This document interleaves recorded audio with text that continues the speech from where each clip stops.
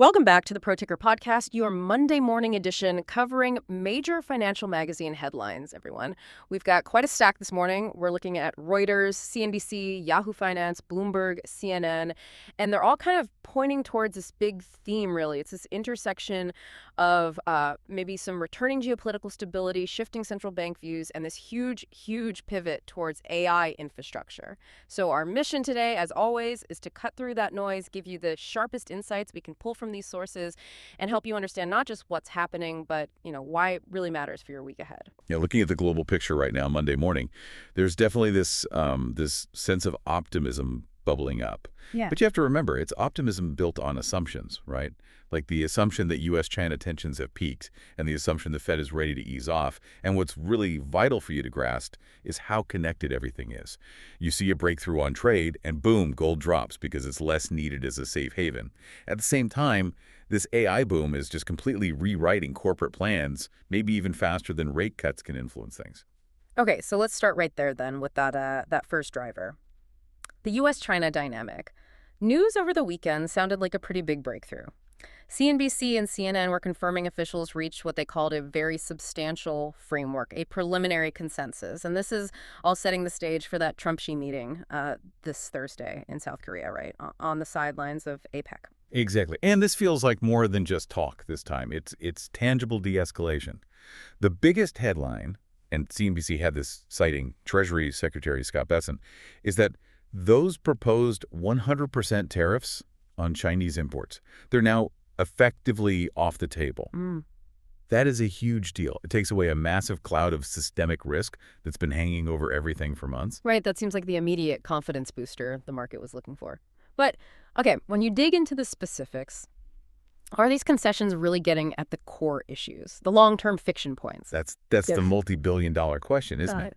Yahoo Finance and CNBC highlighted the sort of immediate wins. China's expected to make significant soybean purchases. That's like direct relief for American farmers. Bessent even made that personal connection, saying that I'm actually a soybean farmer, so he gets the pain there. And China's also apparently going to delay broad restrictions on rare earth exports, which is important, but again, these feel more like trade balancing things. So, okay. Soybeans, rare earths, immediate stuff.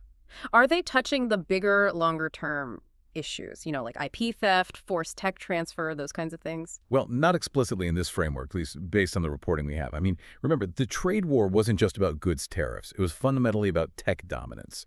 The U.S. isn't backing down on its export controls for advanced chips, for AI components. So yeah, the temperature's lower, markets love the trade flow, but that strategic competition over who leads in tech, that's still very much in play. It seems like the focus here was short-term stability, get a deal done. Okay, short-term stability maybe, but the market reaction was anything but short-term looking. It was immediate and, well, historic in Asia. CNBC reported Japan's Nikkei crossed 50,000 for the first time ever, closed up nearly 2.5%. South Korea's Kospi jumped over 2.5% too, crossed 4,000. I mean, that's just pure trade optimism firing on all cylinders. And that optimism just instantly redirects capital flows. You see it immediately in commodities. Bloomberg confirmed oil prices ticked up. Better outlook for global energy demand. The rising tide lifts all boats idea.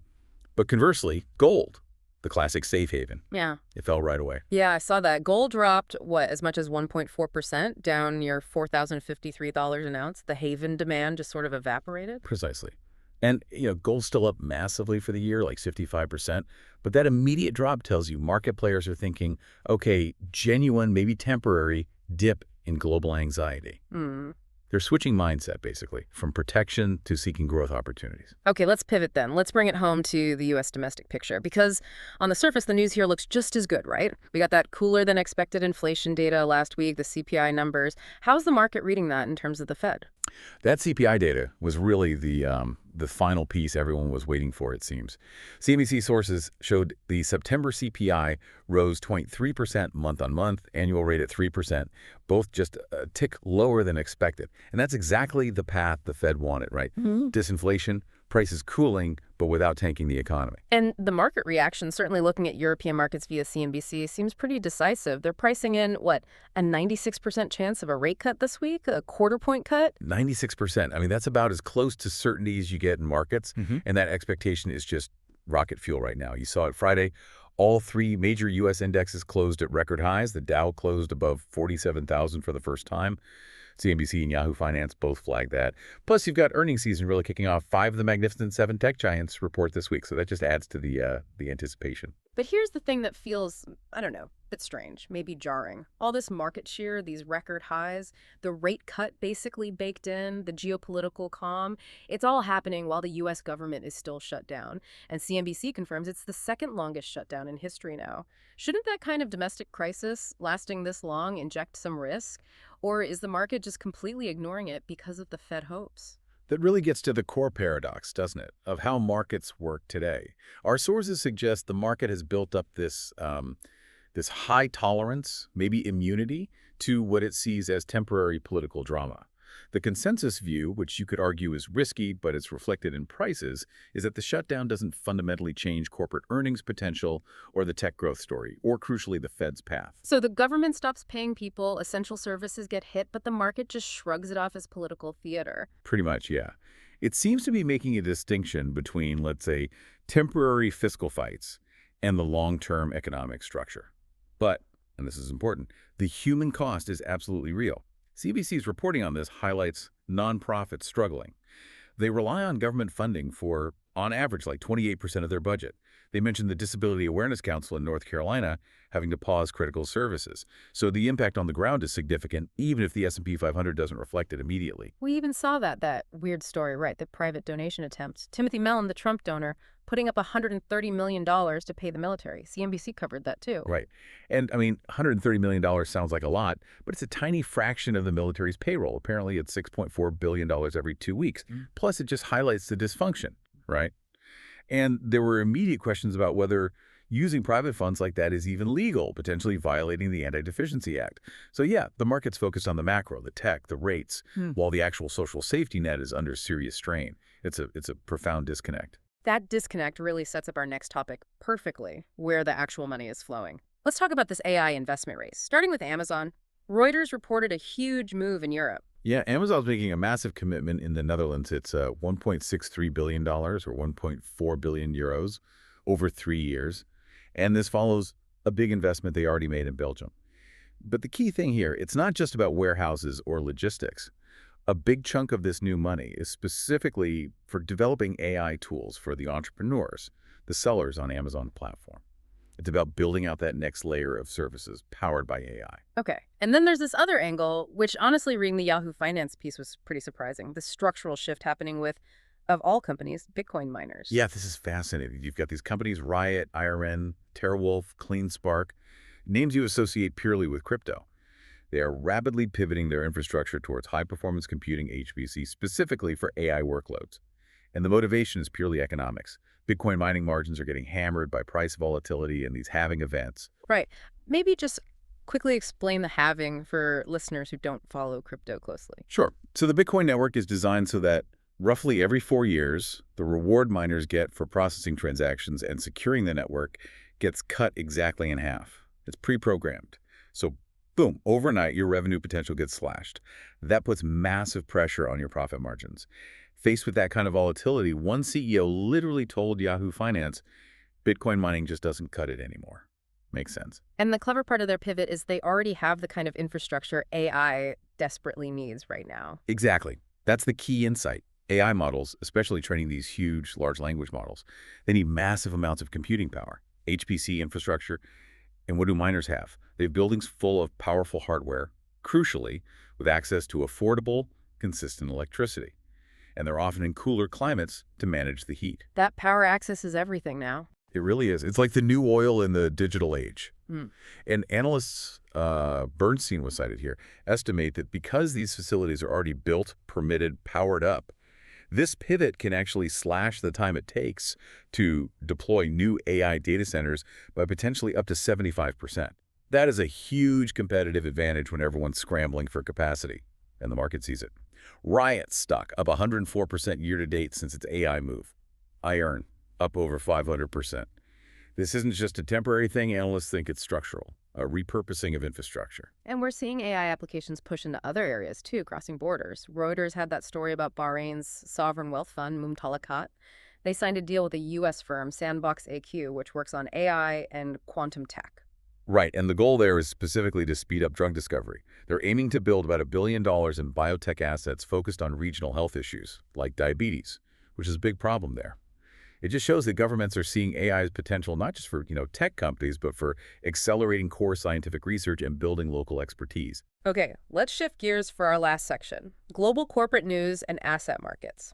First up, a legacy issue hitting HSBC. CNBC reported they have to take a pretty big hit, a $1.1 billion provision. Yeah, that's a big number. It relates all the way back to the Bernard Madoff fraud. A court in Luxembourg denied their appeal. Now, HSBC says they'll appeal again, but for now, they have to book that provision in their third quarter results. And the immediate impact is on their capital ratio, their Common Equity Tier 1, or CET1 ratio. It'll take about a 15 basis point hit. Okay, for listeners maybe not following bank regs every day, CET1, that's basically their core safety buffer, right? Why does 15 basis points matter? Exactly. CET1 is like the highest quality capital a bank holds retained earnings, common stock, the stuff that absorbs losses first in a crisis. So a 15 basis point reduction slightly shrinks that buffer. Now, HSBC is still very well capitalized overall, but it's a notable accounting hit showing just how long the Madoff fallout continues, even years later. Okay, now shifting over to China's economy. Some surprising strength reported by CNBC in their industrial sector, despite those ongoing deflation worries. Yeah, this was interesting. Industrial profits apparently soared 21.6% year-on-year in September. That's the biggest jump they've seen since November 2023. And the reporting suggests this is largely down to Beijing actively trying to stop manufacturers from engaging in really fierce price wars. So it shows that targeted government intervention can sometimes work to stabilize profits, at least in the short term, even if producer prices are still weak overall. And finally, let's circle back to gold. We talked about the price dipping on lower risk perception, but CNBC also highlighted massive buying of physical gold in India during Diwali. Yes, and this is such a powerful signal about underlying sentiment, I think. Indians spent up to $11 billion on gold over the festival. But the really interesting part, as you hinted, was what they were buying. The demand was heavily skewed towards investment coins and bars rather than just jewelry for wearing. It really shows gold's enduring appeal as a hedge. Even with markets cheering trade news, people are still buying physical gold as protection against global uncertainty against inflation. And the sheer scale of gold holdings in India is just mind-boggling. It really is. Morgan Stanley put out an estimate suggesting Indian households hold something like $3.8 trillion worth of gold. Trillion. So this retail buying, especially focused on investment forms, it underlines that despite the positive headlines, many investors are still structurally allocating, 5%, 10% maybe, to gold as that long-term safety net against shocks. Okay, so let's try and tie this all together for you. We're starting the week with this huge wave of market optimism. It's fueled by hopes of a U.S.-China trade deal framework and this near certainty of a Fed rate cut. At the exact same time, you've got massive amounts of capital, from giants like Amazon down to these suddenly pivoting crypto miners pouring into the AI infrastructure build-out. It's a real race. Right. So we've seen markets celebrate the macro relief, put a high value on future tech growth, and simultaneously kind of ignore the very real domestic political dysfunction shown by the record-long government shutdown and the strain on basic human services that causes. So the question I think for you to ponder this week is this. Is the market right? Is it correct to prioritize these potentially massive future gains from AI over the immediate visible human cost of political deadlock right now? Can that tech momentum really outrun underlying instability? Definitely something to watch. We'll be tracking that balance all week. For now, we'll see you all tomorrow morning with new headlines from major financial magazines.